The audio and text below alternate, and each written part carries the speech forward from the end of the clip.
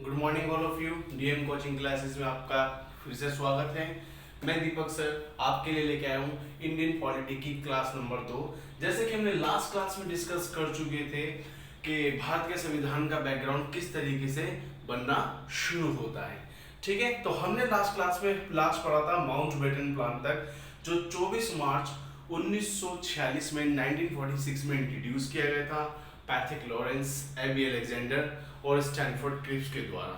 ठीक है, जिसमें हमने देखा लास्ट क्लास में 389 मेंबरों का सिलेक्शन हुआ और ये 389 मेंबर वो मेंबर थे जिनको भारत के संविधान का निर्माण करना था। तो चलते हैं आज हम उस क्लास की ओर जिसमें हम पढ़ेंगे मीटिंग के बारे में कि कौन कौन सी मीटिंग्स हुई और इसमें किस किस तारीख को मीटिंग्स हुई और क्या क्या इसके इंपॉर्टेंस थे।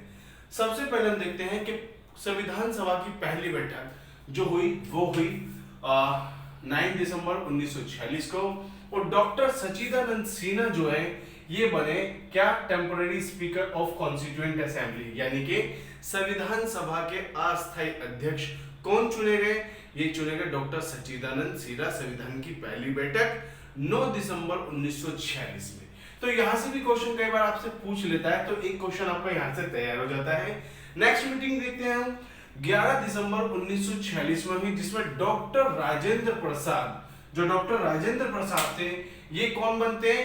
ये बनते permanent speaker of constituent assembly, यानी कि जो कॉन्स्टिट्यूएंट असेंबली है उनके ये बनते हैं परमानेंट स्पीकर। तो कई बार क्वेश्चन यहां से भी पूछ लेता है कि who became the permanent speaker of constituent assembly. तो डॉक्टर राजेंद्र प्रसाद जो है वो बनते हैं permanent speaker of constituent assembly. साथ ही साथ हम देखते हैं कि इसी मीटिंग में के दौरान जब 11 दिसंबर 1946 में हुई थी, इसी में बी एन राव जो है, यहां से भी क्वेश्चन बन जाता है, ये बनते हैं लीगल एडवाइजर, यानी कि कानूनी सलाहकार के रूप में नियुक्त होते हैं। और साथ ही साथ हम देखते हैं कि एच सी मुखर्जी भी एक डिप्टी स्पीकर के रूप में इसी मीटिंग के अंदर इनका सिलेक्शन होता है। फिर नेक्स्ट हम देखेंगे 13 दिसंबर 1946 को, यानी कि 13 दिसंबर 1946 को Pandit Jawaharlal Nehru objective resolution introduce करते हैं। अब कई बार क्वेश्चन यहां से भी क्वेश्चन पूछ लेता आपसे कि भाई ऑब्जेक्टिव रेजोल्यूशन किसने इंट्रोड्यूस किया? तो पंडित जवाहरलाल नेहरू ने ऑब्जेक्टिव रेजोल्यूशन को इंट्रोड्यूस किया था। ऑब्जेक्टिव रेजोल्यूशन को इंट्रोड्यूस करने का ऑब्जेक्टिव ये था कि हम जो भारत का संविधान बनाने जा रहे हैं उस संविधान के बनाने के क्या क्या उद्देश्य होने चाहिए। मतलब जो भी हम संविधान बनाए वो देश के हर नागरिक, चाहे वे किसी भी जाति का हो, धर्म का हो, लिंग का हो, वंश का हो, किसी भी संस्कृति या भाषा से संबंधित हो, देश के हर नागरिक का कल्याण हो, ऐसा हमें देश का संविधान बनाना है। ठीक है, तो ऑब्जेक्टिव रेजोल्यूशन पास हुआ। साथ ही साथ हम देखते हैं कि 22 जनवरी 1947 यानी कि 22 जन 1947 में ऑब्जेक्टिव रेजोल्यूशन को फाइनली कॉन्स्टिट्यूएंट असेंबली ने परमिशन दे दी, यानी कि ऑब्जेक्टिव रेजोल्यूशन को एक्सेप्ट कर लिया गया। ठीक है, अब एक बात ये भी कई बार क्वेश्चन के अंदर पूछी जाती है, भाई जो ऑब्जेक्टिव रेजोल्यूशन था, जो उद्देश्य का प्रस्ताव थी, आगे चलकर भारत के संविधान के अंदर यही बनती है भारत की प्रस्तावना, यानी कि preamble of Indian constitution. Bharat के संविधान की जो प्रीएम्बल से जो प्रस्तावना है यही ऑब्जेक्टिव रेजोल्यूशन आगे चलकर बनते हैं। ठीक है, नेक्स्ट हम देखते हैं कि जून 1947 में आया माउंटबेटन प्लान। ये क्वेश्चन भी आपसे पूछ लेता है, भाई माउंटबेटन प्लान में ही ये चीज क्लियर आई कि अब जो भारत का संविधान बनाया जा रहा है वो सिर्फ संविधान भारत का ना होकर बल्कि दो देशों का होगा, एक हिंदुस्तान और दूसरा होगा पाकिस्तान। और इसी के चलते हम देखते हैं कि जो टोटल 389 मेंबर्स थे उन 389 मेंबर्स का होता है डिवीजन, जिसमें 299 मेंबर्स जो है वो इंडिया का कॉन्स्टिट्यूशन बनाने का जिम्मा लेते हैं और बाकी रिमेनिंग यानी कि 90 मेंबर्स जो होते हैं वो पाकिस्तान के संविधान बनाने का जिम्मा लेते हैं। और इस तरीके से हम देखते हैं माउंटबेटन प्लान में टू नेशन थ्योरी राइज होती है, यानी कि दो देशों का जो विभाजन का डिक्लेरेशन थी वो माउंटबेटन प्लान में क्लियर हो जाती है। ठीक है, इसी के साथ ही हम देखते हैं कि 29 अगस्त 1947 को ड्राफ्टिंग कमेटी को फॉर्म किया जाता है under the chairmanship of doctor Bhimrao Ambedkar, यानी कि डॉक्टर भीमराव अंबेडकर की अध्यक्षता में 29 अगस्त 1947 को ड्राफ्टिंग कमेटी को बनाया जाता है। ठीक है, तो कई बार एग्जाम में क्वेश्चन ये भी पूछ लेता है हु बिकेम द या who was the chairman of drafting committee, यानी कि ड्राफ्टिंग कमेटी यानी कि प्रारूप समिति के अध्यक्ष कौन थे। तो यहां हमें ध्यान देना, प्रारूप समिति के जो अध्यक्ष थे वो थे डॉक्टर भीमराव अंबेडकर। ठीक है, नेक्स्ट हम देखते हैं 26 नवंबर 1949 को जो इंडियन कॉन्स्टिट्यूशन है ये कंप्लीट होता है, और साथ ही हम देखते हैं कि जब 26 नवंबर 1949 को बनाया गया देश का संविधान, इस समय कुछ प्रोविजन लागू किए गए, जिनमें हम देखते हैं सिटीजनशिप, दूसरा इलेक्शन, तीसरा सम टेम्पोररी प्रोविजन, और चौथा हम देखते हैं प्रोविजनल कॉन्स्टिट्यूशन। यानी कि जब देश का संविधान बनकर तैयार हो गया तो इस समय देश का संविधान लागू होने से पहले हम देखेंगे कि चार चीजें ये लागू हो गई, और साथ ही साथ इस समय जब देश का संविधान बनकर तैयार हो गया तो 284 मेंबर्स ने इस पर साइन किया।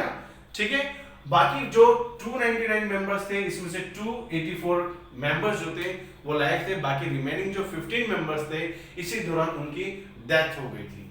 ठीक है, लास्ट हम देखते हैं कि 26 और 24 जैन 1950 ये संविधान सभा की अंतिम बैठक थी, और इसी अंतिम बैठक में हम देखते हैं कि नेशनल एंथम यानी कि भारत का राष्ट्रीय गान, दूसरा नेशनल सॉन्ग भारत का राष्ट्रीय गीत, इनको एक्सेप्ट किया गया, और भारत का जो एंथम था नेशनल एंथम इसको रचा किसने, इनके जो राइटर थे वो थे रविंद्रनाथ टैगोर, और नेशनल सॉन्ग यानी कि वंदे मातरम इनके राइटर थे बंकिम चंद्र चटर्जी।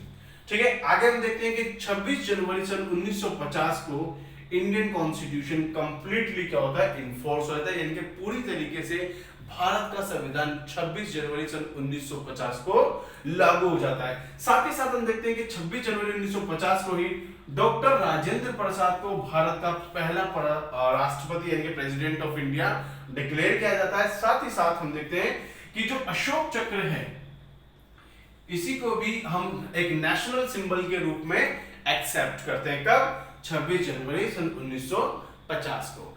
अब क्वेश्चन कई बार एग्जाम में ये भी पूछ लेते हैं आपसे कि भाई जब भारत का देश का संविधान 26 नवंबर 1949 को बनकर तैयार हो गया तो क्या जरूरत थी भारत के संविधान को 26 जनवरी 1950 को लागू करने की? आखिर 2 महीने का जो डिले था वो क्यों किया गया? इसका छोटा सा आंसर है कि जैसा कि बहुत सारे बच्चे को पता होगा कि भाई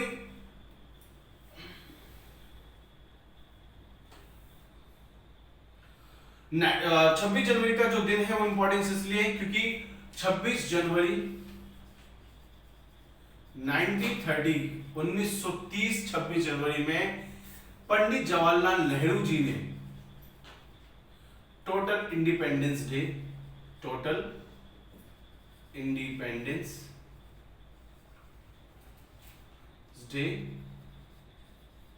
सेलिब्रेट किया था। ठीक है, और ये कब किया था टोटल इंडिपेंडेंस डे?